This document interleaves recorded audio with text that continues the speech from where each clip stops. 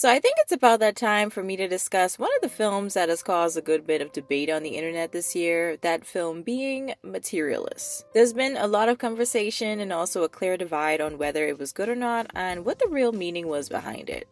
Our three main stars here are Dakota Johnson, Chris Evans, and Pedro Pascal. And I'm just gonna be honest here, when I heard Dakota was gonna be starring in it, I was a little hesitant to watch since her acting can be kind of atrocious, not gonna lie. Not really a fan of Pedro either, but I can at least stand his acting. But today I'm not gonna be doing a full-on scene-by-scene recap of the film that I usually do. I felt like this one deserved somewhat of a breakdown and more of an analysis than anything else. Now, Dakota is playing our main character or protagonist here, Miss Lucy Mason. She's a matchmaker at a New York company. She hands her card out to random strangers she thinks are single and also has check-ins with her current clients. Now, it's pretty evident that a lot of these folks are pretty delusional, both the men and the women, if I'm going to be honest, with men being in their 50s looking for 20-year-olds basically, and women in their 40s looking for six-figure and up earners with no kids. Oh, and did I forget to mention the handsome part? Yeah, that too. That's very important. But there's one client in particular, Sophie, that's been struggling to find someone, and she's seething when she finds out that the person she actually went out with the night before no longer wants to see her, even though she had a good time. But being the matchmaker that doesn't quit, Lucy does her best to convince her to go out on just one more date, but with someone that doesn't quite check all of her boxes. But he does seem to check what she wants in terms of income from a partner. So it does feel to her still like settling, which I guess is kind of fair to say, but at the same time, the requirements seem really shallow, hence the name of the film, Materialist, which in the dictionary is a person who considers material possessions and physical comfort as more important than spiritual values. Now here it seems to be more physical traits than anything else, but physically when it comes down to the man, it has more to do with income. How much he's making, is it enough so that I can quit my job if I want to? Is it enough for me to take vacations every few months? Obviously, it's not delusional to want a man that has a job and is doing well for himself, because y'all are gonna have bills to pay and are clearly gonna need to have the means to do it. But when you start asking for men to be making a 6 or 7 figure salary, I think we might be passing over into unicorn territory, or at least that's what Lucy tends to call it in this film. After a few years of doing this matchmaking work, she begins to realize that a lot of these things her clients are looking for don't make up for being a crappy person. She even discusses the idea of competitiveness in the dating market with one of her co-workers in one scene, and it definitely brings up the whole women and men competing for the best partner conversation, where women believe they deserve the best, but men believe the same thing.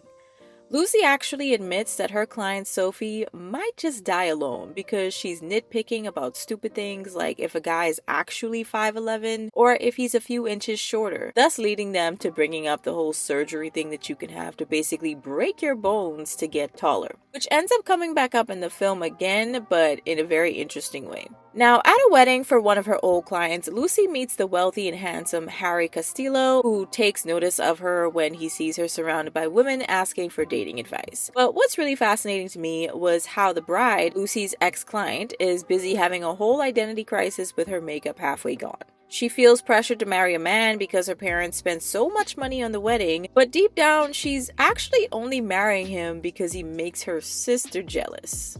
Like, are you being for real right now? Not because you love him or because you care for him or he makes you happy, but because he makes your sister jealous. What a shaky foundation this marriage is being built on, but we're just gonna move on. But it turns out that Harry was the brother of the, I guess you can say, somewhat lucky man marrying this woman, and he's now looking for someone too, since his own mother is putting pressure on him to get married also. This is when Lucy's ex-boyfriend John comes into the picture and kind of complicates things a little bit because they clearly loved each other at one point, but things fell apart mainly because John was struggling financially and still pretty much is. He's still trying to pursue acting with no real prospects, working odd jobs here and there, and still living in the same cramped apartment with his roommates he's had for years. Which is honestly why I don't really get the appeal of living in New York City and LA if you're making below a certain income, but I'm just going to keep it pushing on that one because that's not our main focus here. So Lucy is basically trying to be Dr. Frankenstein, taking aspects from one client and combining them with those of a totally different one to magically produce someone that just so happens to have all the qualities that each client is looking for. One guy almost took me out, I'm not gonna lie. He's asking for a woman that knows good music, watches old movies, but he wants someone who's in their 20s since that's a dating pool that he's been dipping into lately. But he's complaining about his past girlfriends being 21 and 24, saying that they were immature. Like, huh? Sir, how old are you again? 50? Lucy tries to hook him up with Sophie, but as soon as he heard that she was 39, he said that women in their 30s tend to have really high expectations and rush things because their biological clock is ticking. Which he isn't wrong about, mind you, but how often are you going to realistically find a 20-something-year-old that has the maturity you're looking for and is interested in what you're interested in? Unless, of course, you're Leonardo DiCaprio or something. Even 29 was pushing it for him. I was just flabbergasted. I would not be able to contain myself if I had to keep a straight face and take this man seriously as a client. Now, I think it's also okay for you to want someone that's in shape and physically fit, but only if you yourself are also in shape and physically fit, because if not, good luck to you. That's all I'm gonna say. Lucy starts seeing Harry, they go on a few dates, but she can't quite seem to turn her matchmaker brain off. Even the questions she's asking, it seems like it's for someone else. She's telling her client, Sophie, to stay open-minded, but she herself is still pretty closed off when it comes to her own dating life. She's very to the point and practical. She believes Harry is basically a unicorn that could do better than her in the dating market, and she breaks him down into several idealistic categories, like conventionally attractive, good height, rich with taste, because that's important, and also a good education. She goes on telling him how he should go after a 25-year-old instead of her because she has less childbearing years ahead of her than behind her, and he should also just overall not be wasting his time on her. Which is kind of true. However, I think his interest in her, though it might be a little shallow, we find out, kind of proves that men are looking for different things when dating. Women tend to be more focused on money and how you're going to be able to take care of them financially, whereas men tend to be more interested in looks, fertility, and whether your body count is considered reasonable to them in most cases. Yes, they're looking for all the good morals and for you to be a good person, but when it comes to the more surface level stuff, I believe the list tends to lean more this way, but of course you are welcome to disagree.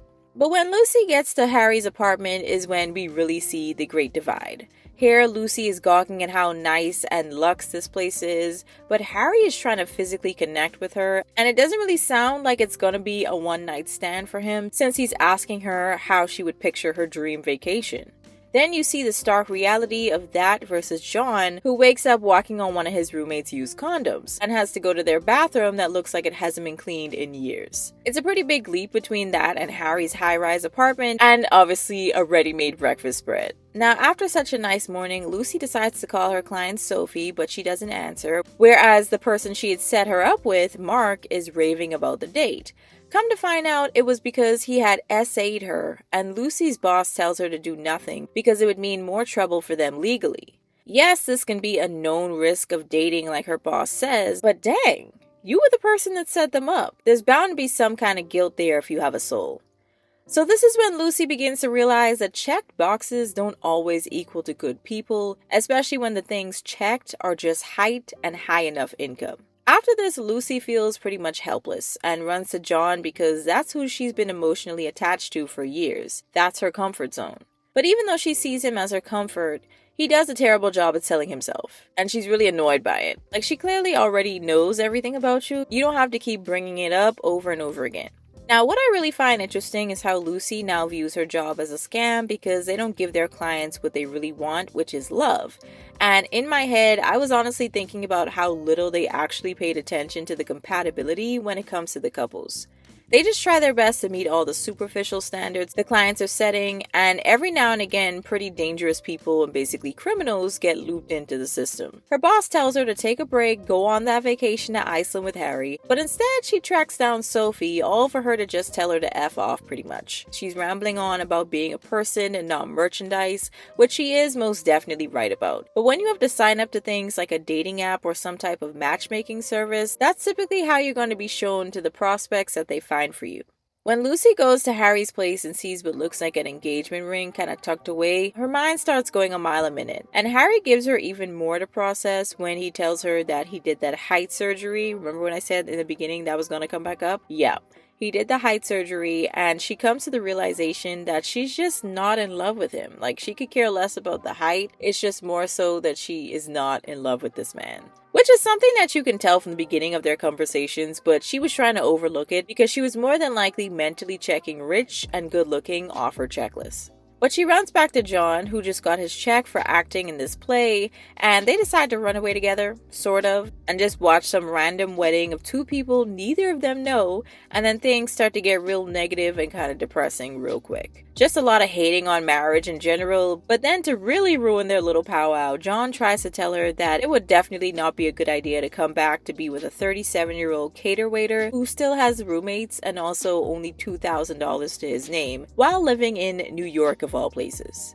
And to be honest, I would agree with him because yes, falling in love and being in love with someone is great, but at some point in life, you do have to look at the logistics of everything and have a plan that works in the real world to actually survive. So Lucy ends up getting a call from her old client Sophie, who unfortunately went through that SA situation, and the perpetrator was trying to get into her apartment since he knew where she lived. Both Lucy and John rush over there to help, and John waits outside. Now, because John did all this with no questions asked, now Lucy kind of views him as the one that got away, basically. And they not only rekindle things, but they're now getting married at the courthouse at the end of the film. And it sounds like a cute little romantic ending, but you really question how wise the decision was when you consider the reality of everything. So here's my overall thoughts about the subject matter, because I feel like there wasn't really much to talk about in terms of the way it was shot and all that, just the story itself. So in terms of that, I just have to say that I hope they have their happy ending, because I feel like obviously those romance movies us women probably watched growing up tells us that we can find our Prince Charming that can give us the world, the moon, and the stars. But in those stories, there's no real sacrifice that needs to be had on anything, which isn't real life. And sometimes you do have to make sacrifices. But for Lucy, it was just a matter of sacrificing her dream of being with a rich man who was about to take her on her dream trip to Iceland and basically propose after it seems like just a few weeks, but I'm not sure about the timeline. She gives that all up because she doesn't feel love for him and there's no spark. However, she goes back to her ex-boyfriend who she says she loves, but they had originally broken up because of how broke he was. But I guess because of the incident with her client, Sophie, it kind of opened her eyes to the fact that it's not all about the physical and material things, but the unseen and internal things as well. John seems to make Lucy happy. However, the question is, are they going to be hitting the same speed bumps that they were hitting when they were together the first time? Because nothing externally has really changed. John's financial situation hasn't budged, and now Lucy's thinking about turning down a promotion from her boss. So there's a lot of conflict in this film for me because my fantasy/fairy tale brain is telling me how beautiful the story is and how sweet and romantic it is that they just decided to get married on a whim, and the hopeless romantic in me just loves it. But the realistic and logical part of my brain that carries me through real life is screaming. Because do you know how expensive it is to live in New York?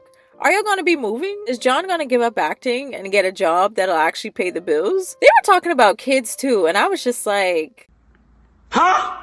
So yeah, I definitely understand both sides of the chat on this film, but I still liked how conflicted it left me when it ended, because that's life. It's not going to be smooth. There is going to be some conflicting moves, confusion, and mistakes. But let me know your thoughts. It still wasn't on the level of romance films I'm used to from the 2000s and 2010s era, but it was indeed decent. So you guys can let me know your thoughts down in the comments on this one, and I'll catch you guys in the next video.